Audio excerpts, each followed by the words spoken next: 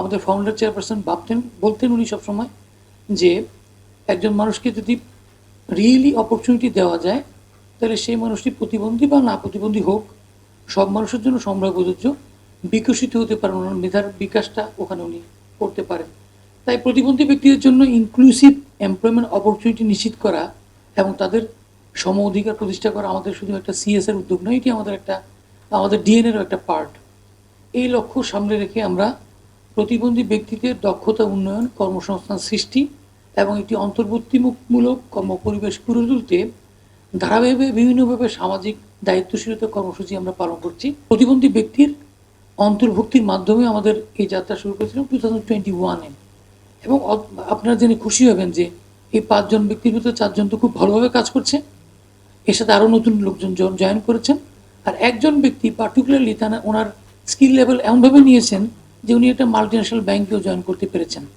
সেটা একটা বড় জায়গা আমাদের যে কন্ট্রিবিউট করতে পেরেছিলাম ওইভাবে। জাতীয় পর্যায়ে আমরা জব ফেয়ার আয়োজন করেছি ওনাদের সাথে জয়েন্টলি, যেখানে বিভিন্ন প্রতিবন্ধী ব্যক্তিদের, চাকরি প্রার্থীদের নিয়োগদাতা প্রতিষ্ঠানের সঙ্গে সরাসরি সংযোগের একটা ব্যবস্থা হয়েছিল। শিল্প খাতের সাথে চাহিদার সাথে সামঞ্জস্য রেখে আরও বেশি প্রতিবন্ধী ব্যক্তিকে কর্মসংস্থানের জন্য স্কিল দিতে হবে আমাদের, সেই স্কিলের জন্য আমরা কাজ করছি।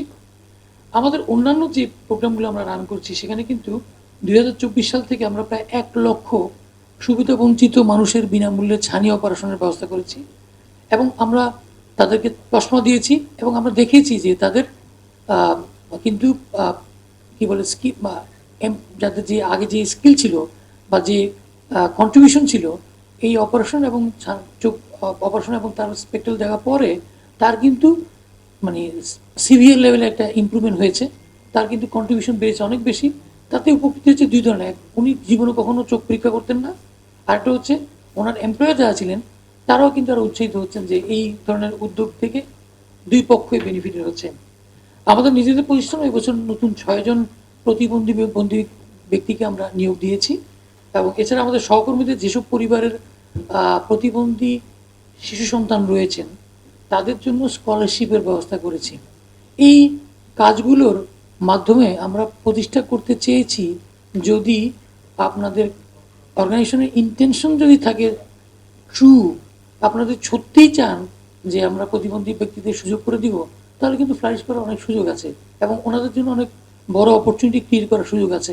এখন আমরা আইন চেঞ্জ করতে পারি, আইনের প্রয়োগের ব্যাপারটা অনেক কঠিন আমাদের দেশে, আমাদের সরকারের জন্য কঠিন, আবার এই প্রাইভেট অর্গানাইজেশনের জন্য বেশ কঠিন, কারণ এত লোকবল আমাদেরও নেই, ওনাদেরও নেই।